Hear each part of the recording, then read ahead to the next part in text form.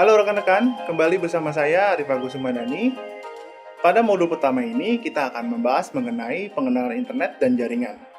Nah, seperti kita ketahui, jaringan komputer terbentuk dari menghubungkan dua atau lebih perangkat jaringan, serta menghubungkan perangkat lainnya ke internet dengan menggunakan firewall atau perantara firewall yang ditetapkan antara jaringan dan internet. Nah, perangkat jaringan ini umumnya adalah berisi perangkat di dalamnya ada hub, ada switch, router, dan gateway. Nah, perangkat ini dapat berubah berupa hardware, yaitu kita bisa ketahui menggunakan namanya kabel, net kabel, menggunakan jaring wifi, atau keduanya, atau dengan menggunakan bluetooth dan sebagainya. Kita perlu menghubungkan komponen jaringan tersebut bersama-sama, sehingga terciptanya konektivitas atau misalnya diantaranya. Jadi kita bisa sharing untuk data atau informasi lainnya.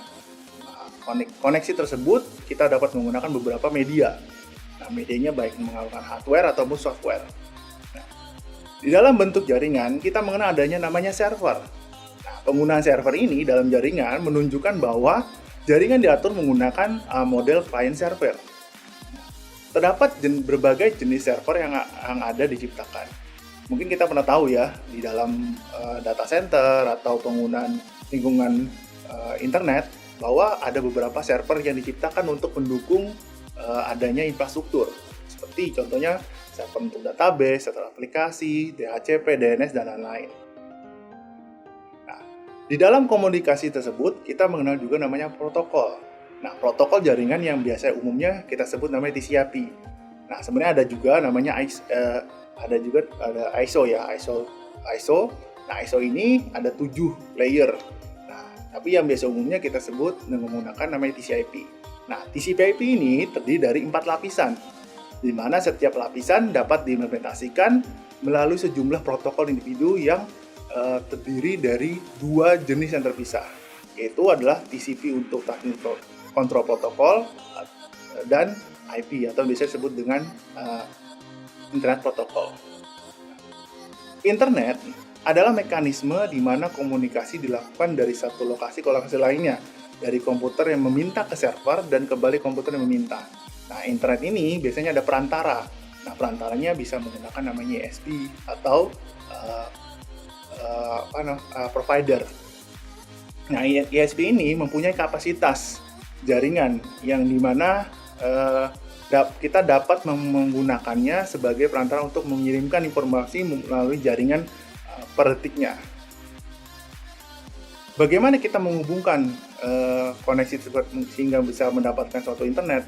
Nah, kita bisa menggunakan namanya teknologi namanya dial up, ada yang bisa menggunakan wifi, bisa menggunakan modem, atau sekarang teknologi baru ya, menggunakan namanya 5G. Nah, itu masing-masing mempunyai kecepatan dan kapasitas tersendiri. Nah, ketika kita bicara tentang internet, maka kita akan mengenal namanya internet delay. Nah, internet delay adalah ukuran waktu yang diperlukan untuk mengirim satu paket dari satu paket ke perantaranya, sehingga ketika pengiriman kadang-kadang terjadi namanya penundaan. Nah, penundaan ini terjadi banyak karena interferensi, ada noise dan lain-lain, sehingga kualitas dari jaringan menurun, atau kita bisa mengukurnya menggunakan QoS. Nah, dari hal itu oleh karena itu konektivitas jadi menurun kapasitasnya, sehingga kita merasakan ternyata lambat sekali ya untuk konektivitasnya, seperti itu. Nah,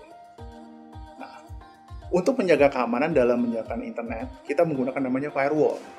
Ya, jadi firewall ini adalah suatu komponen jaringan yang gunanya adalah untuk menganalisa setiap pesan yang masuk ke dalam jaringan atau dikirim jaringan untuk sehingga dapat termonitor apa saja yang diperbolehkan memasuki jaringan kita. Nah, firewall ini banyak diterapkan di beberapa perusahaan individu maupun dari komputer kita. Nah, kalau kita menggunakan Windows, kita bisa setup ya di control panel. Nah, itu kita bisa mengetahui bahwa firewall kita aktif atau tidak. Nah, kalau untuk kita udah belajar internet, kita bisa menggunakan atau mengaktifkannya sehingga komputer kita menjadi lebih aman. Nah, kalau untuk di institusi bagaimana? Ada suatu mekanisme tersendiri sehingga setiap lalu lintas baik inbound atau outbound dalam jaringan ke institusi dia akan difilter dulu melalui firewall ini. Sekian untuk sesi ini.